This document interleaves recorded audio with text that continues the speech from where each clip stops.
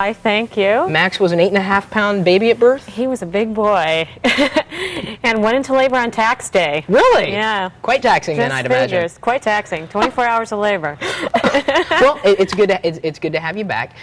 We've had you on before to talk about money in general, but yes. How is investing in a baby's future different from just regular investing? Well, it's actually a good prompt to get parents to start thinking about the future. Most parents kind of put it off until the kids are in their teens, and all of a sudden college comes up. And it's, oh my goodness, it's going to cost $20,000 a year. And they look at their savings account and there's very little there. So if you start putting away a little bit now, $50 a week, when the baby's born, you'll have this nice nest egg when the time comes. How can you determine the cost of raising a child? Well, this is when technology comes to the rescue and where the internet is great, because you can go to the website and look it up and determine how much you can save for your child's future. So let's actually click over to MsMoney.com, which has a lot of great links for these type of things and articles about it. And you'd be able to access like some type of a calculator of some sort. Yeah, there's actually interactive calculators such as how to raise a child. So, for example, if you say you want to go to an Ivy League school when you're turning 18 and it's going to cost you $20,000 a year, that's the big number here. Is that all, huh? That's all. Let's put in results and see how much per year this child's going to cost us. It's not going to crash on us, is it? No, it's not too bad.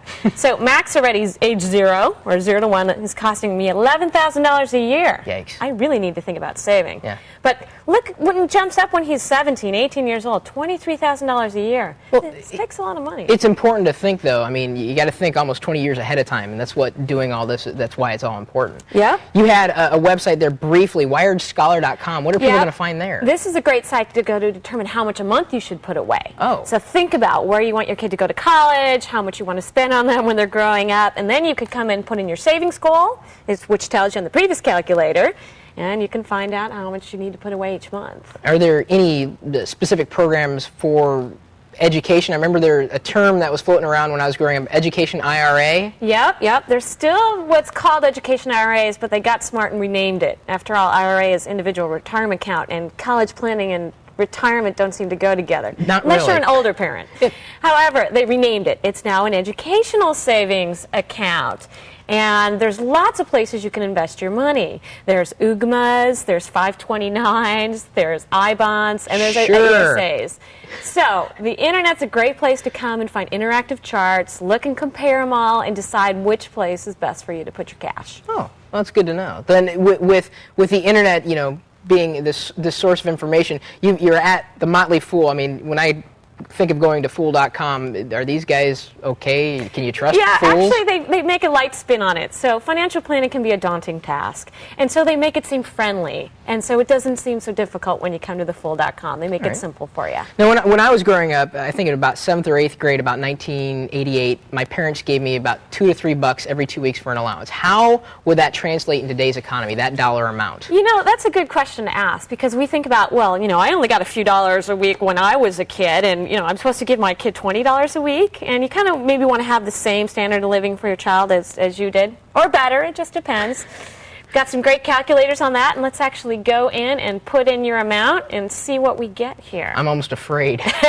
So this is on cnnmoney.com, and this is where they have great calculators on how much you can put in for your savings, and if you go through, you can find it and check it out. It's very, very smart to do. I mean, you don't want to just rush into this thing blindly thinking, oh, well, yeah, $10 here, $20 here. You've really got to know what you're doing. And you've pretty much, this is what you built, MsMoney.com. Yep. So our site, of course, is a great place to kind of wrap everything up, because we've got everything you need to know about saving for your kids' future. We have all those calculators and lots of information. Now, how long have you been doing MsMoney.com? Well, it's actually our 3-year anniversary from when the company was founded this month. Wow. Yeah. Congratulations for that, too. It's been around a while. And, wait, it's too bad you couldn't celebrate the birthday of that at the same time. It would make it convenient. Max, Although Max would probably feel, like he got the shaft every time.